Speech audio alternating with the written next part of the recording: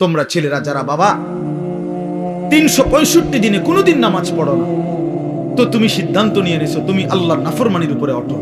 মনে রাখো বাপ, একদিন ফেরেশতা একটা লাথি দিয়া জাহান্নামে ফেলে দিবে। একটা লাথি দিবে, একটা লাথির লগে জাহান্নামে ফেলবে। মনে রাখো, তামাশা দুনিয়া না বাবা। কি ভাবছো তুমি? পড়ালেখা তো আমরাও করছি, জেনারেল লাইনেও পড়ছি, মাদ্রাসার লাইনেও পড়ছি।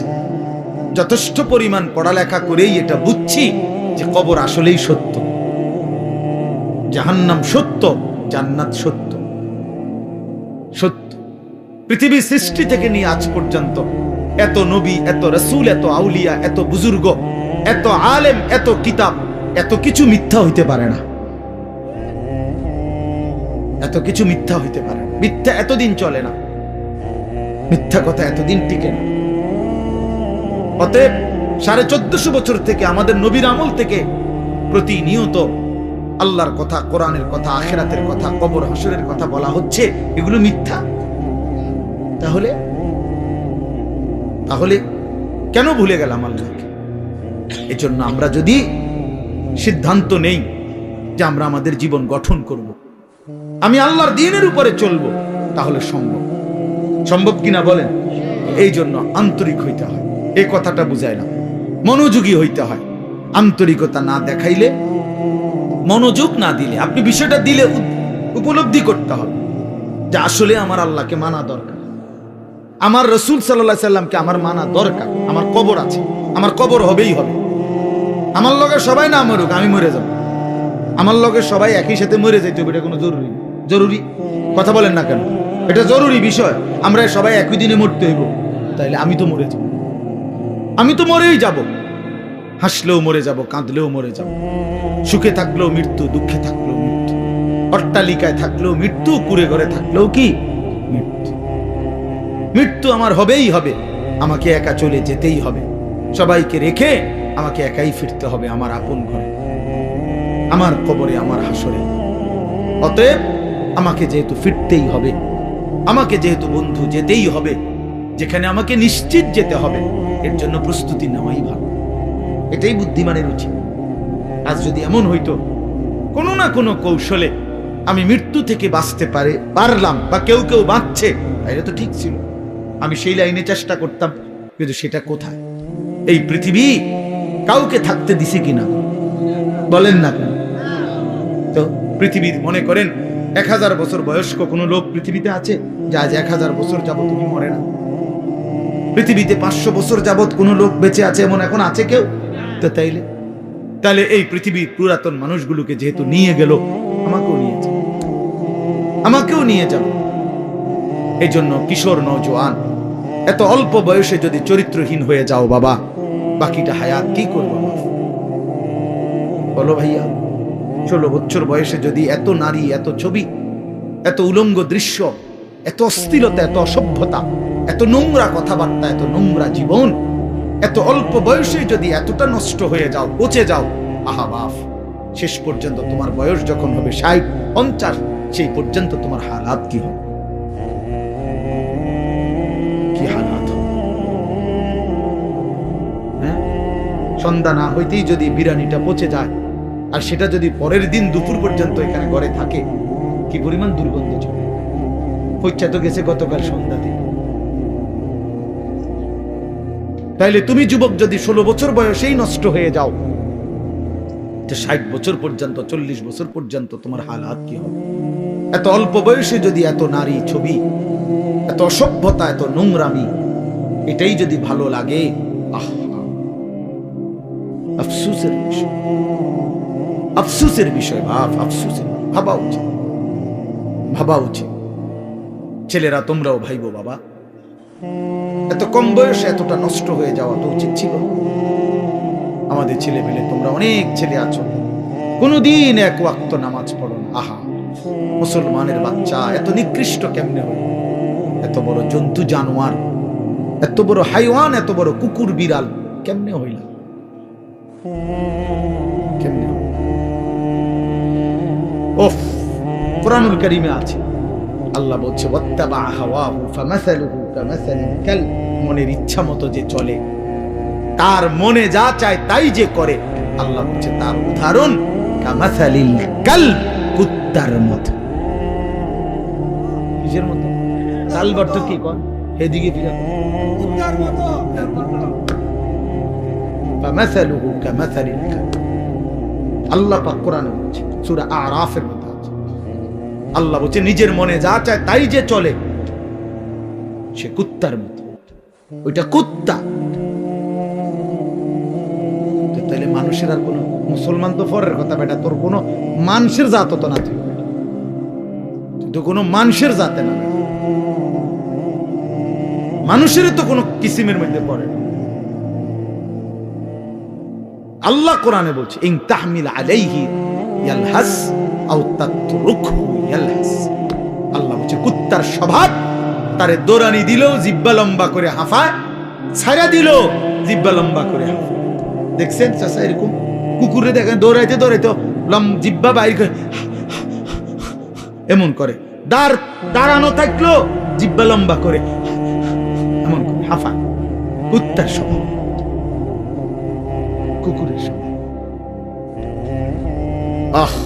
ছি ছি ছি। এরপরেও যদি কারো লজ্জা না লাগে, হ্যাঁ, তাইলে তার কান্দে যদি একটা কুকুর লাগাইয়া দিয়ে একসাথে ছবি উড়ান যাইতো যে এই দুই জানোয়ার একসাথে দেখেন কোনটা বেশি মানানসই। হ্যাঁ হ্যাঁ, বেনামাজি আর কুকুর একসাথে করে যদি দাঁড় করাইয়া একটা সেলফি তোলা যাইতো, ছবি উঠানো যাইতো, ফেসবুকে দেওয়া যাইতো, দারুণ কমেন্টস পড়তো, দিয়া দেখো দেখো। কারণ তুমি তো কোনো মুমিনের সাথে দিতে পারবা না, তুমি কেমনে দিবা কোনো নামাজি মানুষের সাথে? আল্লাহ আমাদেরকে বুঝ দান করেন, আল্লাহ আমাদেরকে বিবেক দান করেন।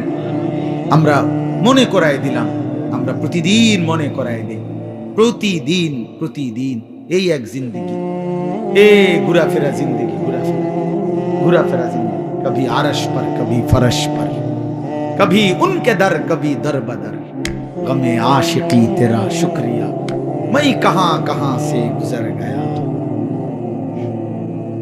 কোথ থেকে কই ছুটে গেলাম, ঘুরতেই থাকলাম, আল্লাহর কথা ফেরি করলাম।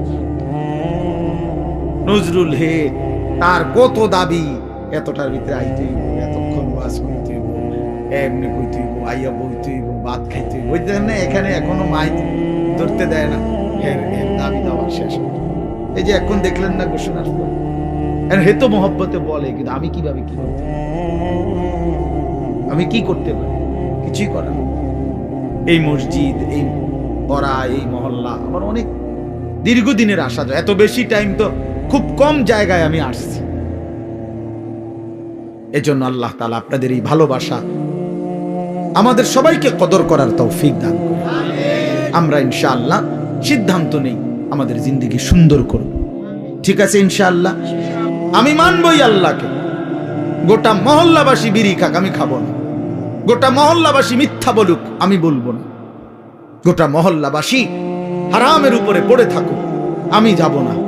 আমার দাদা, আমার বাবা, আমার আমল, কই আমরা যে তিন পুরুষ আমাদের সংসারে, আমার দাদার সংসার আমি দেখছি, আমার বাপের সংসার আমি দেখলাম, আমার সংসারে আমি এখন আছি। আমরা যে এই তিন পুরুষে কেউ টেলিভিশন চালাইলাম না, তো আমগো সংসার চলছে না? আমরার বাচ্চা কাচ্চা সব অচল হয়ে গেছে, হ্যাঁ, আমনের গুণেকারে গিয়ে বেশি বুদ্ধিমান হয়ে গেছে, আর আমরা গুলো চিরা খায়। হ্যাঁ বলেন, আমাদের বাচ্চা যে বছরের পর বছর টেলিভিশন দেখে না, তা আমরা রুলা অচল হয়ে গেছে নাকি? তাহলে কি দাঁড়াইল? কেউ হিম্মত নিলে সম্ভব যে না, আমার সন্তান টেলিভিশন দেখবে না, আমার সন্তান আল্লাহর নাফরমানি করবে না, খালাস গোটা পৃথিবী উল্টে যাক, আমি আল্লাহর উপরে, দ্বীনের উপরে থাকবো। এই যে হিম্মত, হিম্মত ছাড়া হবে না বাবা। আরো আওয়াজ হইতে পারে, এই আমনের একজনের পর একজন বক্তা উঠবে, নামবে, আমনের কেউ চিৎকার দিব, কেউ সুর দিয়া, কেউ কাইন্দা ডুইল্লা বহুভাবে কইল, আমনের ভিতরে ভিতরে কলজার ভিতরে লোক যত কথা এক হুজুর পাত্তর গলতে, আরে আমি গলতাম না, তো আমনের কে বদলাবে? কথা বোঝেন নাই আমার? আমনের বদলাবে কে? আমনের সিদ্ধান্ত যে হুজুর, আহারে হুজুর, আমনের মতো দেড় বুইরা হুজুর বেড়া আব্দুল কাদের জিলানির আব্বা কইলো আমি বিড়ি খানা ছাড়তাম না, তো আমনের ছুটাইবে কে?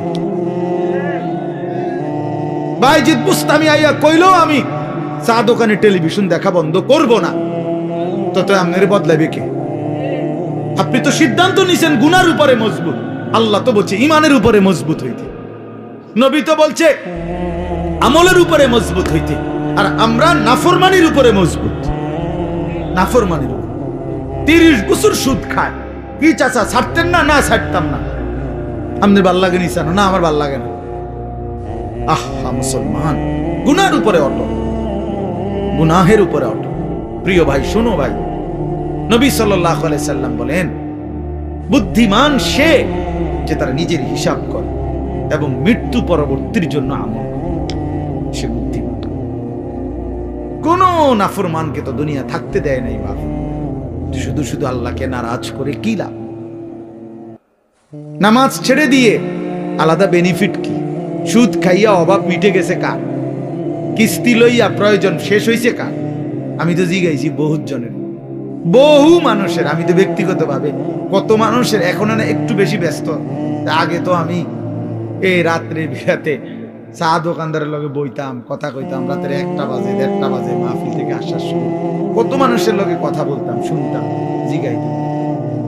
কই কারো তো কিস্তি চলে 4টা 6টা, অভাব তো যায় না। আজকের বাজার তো শেষ হয়ে গেছে রাত হইতে হইতে, তো কালকে তো আবার বাজার করণ লাগবে, তো প্রয়োজন শেষ হইল কই? কথা বলেন না। সোফা তো বানাইছেন ঠিক আছে, কিন্তু বছর খানিকের মাথার তো বার্নিশ উঠে গেছে, কালা কালা দেখা যায়, এই যে এটা তো এখন বার্নিশ করা দরকার, তো প্রয়োজন শেষ হইল কই? দরজা তো প্লাস্টিকের লাগাইছিলেন বাথরুমে, 6 মাসের মাথার তো সিটকারি ফুরে গেছে, এন্ডে কদ্দুর ভাঙ্গিয়া গেছে, প্রয়োজন শেষ হইল কই? বলেন বাবা, প্রয়োজন শেষ হইল কোথায়? কই? কোন প্রয়োজনটা, কোন জিনিসটা অক্ষয় হয়ে গেল? না, এমন নাই। হযরত মাওলানা তারেক জামিল সাহেব বলেন, যারা পৃথিবী বিখ্যাত দাওয়াত ও তাবলীগের অন্যতম একজন মুরব্বী, উনি বলছেন যে তুমি যদি মাটিতে, ইঞ্জিনিয়ার এনা বলছে মাটি ভালো মজবুত, আপনি এখানে 10 তলা বিল্ডিং করতে পারবেন, বিল্ডিং মজবুত হবে, মাটি মজবুত, মাটির ফাইলিং করতে পারবেন, সয়েল টেস্ট রিপোর্টে মাটি ভালো আসছে, মজবুত। কিন্তু উনি বলে আপনি নিজে মাটির একটাবার জিজ্ঞাসা করেন না যে তুমি মজবুত কিনা, তুমি স্থায়ী কিনা। উনি বলে আল্লাহর কসম, যদি বিবেক থাকে, কান থাকে, তাহলে মাটি আপনাকে চিৎকার করে বলবে, এই বন্ধু তুই ভরসা কইরো না আমার উপরে, আমি মাটি থাকবো না রে, আমি মাটি থাকবো না, আমি মাটি থাকবো না। ইসরাফিল ফু দিলে ইদা রাজ্জাতিল আরদু রাজ্জা, আল্লাহ বলছে জমিনের মাটি রেজা রেজা, পাউডার পাউডার হয়ে ছিন্ন ভিন্ন হয়েছে। ইজাস সামাউ ফাতারাত, রব্বুল আলামিন বলে আসমান ভেঙে ভেঙে চুরচুর হয়ে পড়বে, যেন কাঁচ ভাঙতেছে। একটা 10 তলা গ্লাস ওয়ালা বিল্ডিং যদি ভাঙে, সবগুলো গ্লাস কি পরিমাণ আওয়াজ হবে বলেন? কিন্তু এত বড় আসমান যদি ভেঙে পড়ে, চুরচুর করে ভাঙতে থাকে, তাইলে কি পরিমাণ আওয়াজ হবে? এজন্য রব্বুল আলামিন বলেন আল কারিয়াতু মাল কারিয়া, সেই বিকট ধ্বনি। আল্লাহ বলেন বন্ধু আপনি জানেন কি বিকট সেই ধ্বনিটা কি? সেটা কিয়ামতের ধ্বনি। এই পৃথিবীর সবচেয়ে ভয়ঙ্কর ভয়ানক আওয়াজ হবে সেদিন ইসরাফিল ফু দিবে যেদিন। সেদিন আসমান ভাঙবে, সেদিন পাহাড়গুলো উড়বে, খাল বিল নদী নালার সব পানিগুলো টকবক করে উতরাইতে উতরাইতে শুকিয়ে যাবে। ইযাস সামাউন ফাতারাত ওয়া ইদাল কাওয়াকিবু তাসারাত, কোটি কোটি তারকারাজি জমিনের মধ্যে খসে খসে পড়বে।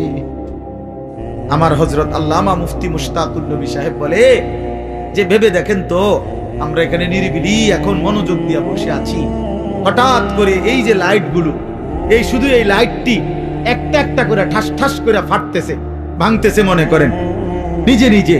আচ্ছা কি পরিমাণ দৌড় শুরু হইব? হ্যাঁ, কি এর প্রধান বক্তার, কি এর বিশেষ বক্তা? কথা বলেন না কেন? হ্যাঁ, বক্তা তো আরো শ্রোতার আগে দৌড় দিব, বক্তা কবে আমার আরেকটা মাহফিল আছে, আমি আজকে মরিয়া গেলে কালকের মাহফিল কেমন বলে? তো এই কয়টা লাইট ভাঙলে যদি এমন হয়, তো কোটি কোটি তারকারাজি যখন জমিনে খসে পড়বে, কায়নাতের অবস্থা কি?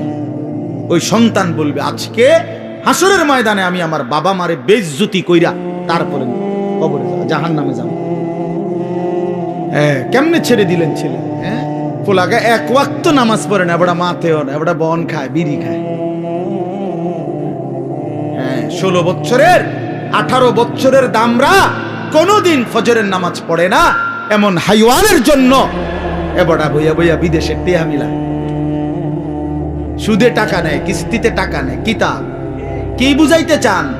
হ্যাঁ, এমন নাফরমান সন্তান যে একটা সেজদা দেয় না মালিকের, এত বড় অসভ্য, এত বড় নির্লজ্জ, এত বড় বেহায়া, এত বড় নাফরমানের জন্য এক ইমানদার বাবার কোনো মহব্বত থাকতেই পারে না। বেটা আগে বুঝাপড়া করেন তার লগে, বেটা বিদেশ পরে, বেটা তোর চাকরি পরে, বেটা তুই আমার মালিকের সেজদা দিবি কিনা সেটা বল। তোর লগে আমার কিসের সম্পর্ক? হ্যাঁ, কোরআন শরীফের আয়াত শুনবেন। নূহ আলাইহিস সালাম যখন ওনার ছেলে, ওই বেঈমান ছেলেটার জন্য পানিতে ডুবে যাবার সময় দোয়া করছিল যে আল্লাহ আমার সন্তান ও তো ডুবে যাচ্ছে। কোরআন শরীফে আছে, আল্লাহ পরিষ্কার বলছে, ইয়া নূহ ইন্নাহু লাইসা মিন আহলিক, হে নূহ সাবধান, আর বলবা না এটা তোমার সন্তান নয়, এটা তোমার সন্তান নয়। ইন্নাহু আমালুন গায়রু সালিহ, আল্লাহ কোরআনে বলছে সূরা হুদের মধ্যে যে এটা বেআমল, আমালুন গায়রু সালিহ, এটা বেআমল সন্তান। আর বেআমল নাফরমান মুমিনের সন্তান হইতে পারে না। এজন্য তোমরা মনে রাখো ছেলেরা, এই যে কয়জন আছো বেনামাজি অপদার্থ, তুমি মনে রাখো তুমি মুসলমানের বাচ্চা না। আমি বললাম মনে রাখিস না ফরমান, তুমি কোন মুসলমানের বাচ্চা না। বলে তো আমি কার সঙ্গে? তুমি লাওয়ারিস, তুমি বেওয়ারিস, তোমার কোনো বাবা নাই, তোমার কোনো মা নাই। হ্যাঁ, আল্লাহ কোরআনে বলছে ফালা তাসআল, কি বলছেন আল্লাহ? যে সাবধান, এমন নাফরমান সন্তানের জন্য আমি আল্লাহর কাছে কিছু চেয়েও না। হাত উঠাইবে না, হাত নামাও, নামাও হাত। তাফসীরের মধ্যে আছে নূহ আলাইহিস সালাম সাথে সাথে হাত নামায় ফেলেছে এবং আল্লাহর কাছে দোয়া করছে, আল্লাহ আমি খেয়াল করি নাই, আপনি আমারে মাফ করে দেন। এজন্য প্রিয় সন্তান মনে রাখো, তুমি ইমানদারের সন্তান হবা সেদিন যেদিন তোমার কপালে সেজদা হবে। বেহায়া, বেনামাজি, আল্লাহর নাফরমান, 24 ঘন্টা নারী ছবি, অশ্লীল দৃশ্য, মদের আড্ডা, জুয়ার আড্ডা, উলঙ্গ ছবির আসক্ত। আরে নাফরমান, তুমি কোনো মুসলমানের ঘরে জন্ম নাও, তোমার কোনো পরিচয় নাই, তোমার কোনো আত্মমর্যাদা নাই, আত্মসম্মান নাই। এই জন্য বললাম, আল্লাহ তাআলা বলছেন বান্দা আমার মাকসাদ তোমারে আমি মুত্তাকি বানাবো, আমি তোমারে জান্নাত দেব। জান্নাত বানানোই হয়েছে মুমিনদের জন্য। কার জন্য? আখিরাত তৈরি করা হয়েছে যার মুমিনের জন্য। আমাদের জন্য জান্নাত, ইমানদারের জন্য জান্নাত। অতএব লাআল্লাকুম তাত্তাকুন, আল্লাহ তাআলা বলেন ইমানদার, আমি আল্লাহ তোমাদেরকে রমজানে রোজার মাধ্যমে মুত্তাকি বানাবো। আর মুত্তাকি কেন বানাবো? মুত্তাকি হলেই জান্নাতি। উইদ্দাত লিল মুত্তাকিন, আল্লাহ বলে জান্নাত বানানোই হয়েছে মুত্তাকিদের জন্য। কার জন্য? ইন্নাল মুত্তাকিনা ফি যিলালিন ওয়া উয়ুন, আল্লাহ বলে নিশ্চয়ই আমার মুত্তাকি বান্দারা জান্নাতের ছায়াতেই থাকবে, জান্নাতের ঝর্ণা ধারাতেই থাকবে। ইন্নাল মুত্তাকিনা ফি জান্নাতিন ওয়া উয়ুন, আল্লাহ বলে নিশ্চয়ই আমার মুত্তাকি বান্দারা জান্নাতেই থাকবে, ঝর্ণা বেষ্টিত হয়েই থাকবে। 4টা ঝর্ণা আমার মুত্তাকি বান্দা যখন জান্নাতে থাকবে, 4টা ঝর্ণা, 4টা নহর, 4টা নদী 24 ঘন্টা তার পাশে যে অবস্থায় থাকুক না কেন, দাঁড়িয়ে বসে শুয়ে কিংবা হাঁটতে হাঁটতে 24 ঘন্টা তার পাশ দিয়ে থাকবে 4টা নহর, 4টা ঝর্ণা, দুধের ঝর্ণা, মধুর ঝর্ণা, মদের ঝর্ণা, পানির ঝর্ণা। দুধের নহর, মধুর নহর, মদের নহর, পানির নহর, 4টা। 24 ঘন্টা আমি এখানে আমার পাশে, আপনারা সেখানে আপনাদের পাশে। এটা তাফসিরে আছে। মানে একটা তো হইলো ওইখানে মনে করেন ট্যাপ লাগাই রাখছে 4টা।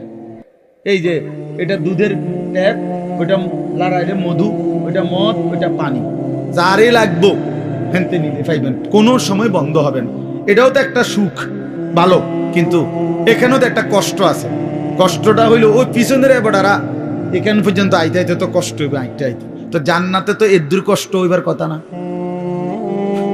জান্নাতে যদি ফেরেশতারে জিঙ্গা দোস্ত আমার এই আড়াটা আড়ালেন কেন, কথা বলেন হল ভাই, যে না এটা আমার আড়ালেন কেন, কি ব্যাপার? আমি না জান্নাতে আইছি, আপনি না বলছেন আমার কোনো কষ্ট দিবেন না, কারণ এটা দিলেন কেন কষ্ট? আল্লাহ বলছে না বান্দা, যেন আমি আগেই সিস্টেম করে রাখছি। 24 ঘন্টা তুমি বান্দা যখন যেভাবে, তুমি খাটে থাকো, তুমি বিছনায় থাকো, তুমি সোফাতে থাকো, তুমি হাঁটতে থাকো, তুমি নিচে থাকো কিংবা উপরে থাকো, তুমি থাকবা যেখানে, তোমার পাশে এই 4টা নহর বইতে থাকবে সেখানে। তুমি এনে আইন লাগবে না, হেইতে হেনে যাও লাগবে। সুবহানাল্লাহ। এইটারে কয় আর কি জান্নাতিন তাজরি মিন তাহতিহাল আনহার, 4টা ঝর্ণা। সুবহানাল্লাহ, সুবহানাল্লাহ। 4টি ঝর্ণা বইতে থাকবে, 4টি ঝর্ণা বইতে থাকবে, 4টি ঝর্ণা বইতে থাকবে। হ্যাঁ, আল্লাহু আকবার। এজন্য ইন্নাল আবরার লাফি নাঈম, আল্লাহ বলছে আমার নেককার মুত্তাকি বান্দারা জান্নাতের নিয়ামতে ভরপুর থাকবে। আমি সেদিন কিতাবে পড়লাম, হাসান বসরি রাহমাতুল্লাহি আলাইহি বিশ্ববিখ্যাত বুজুর্গ ছিল। এই ছেলেরা শোনো বাবা, আমি নিজে কিতাবে পড়ছি। উনি বলছেন, উনি যখনই কোনো যুবক দেখতেন, তো ওই কিতাবে লিখছে উনি যুবকদেরকে দেখলেই ডাক দিয়ে বলতেন, আমা তাশতাকুনা ইলাল হুরিল আইন, এই নওজোয়ান, জান্নাতের অসংখ্য অগণিত ডাগর ডাগর চোখ বিশিষ্ট সুন্দর সুদর্শনা সুনয়না জান্নাতি হুরের জন্য তোমার দিল চায় না? আমা তাশতাকুন, শৌক, তোমার আগ্রহ হয় না?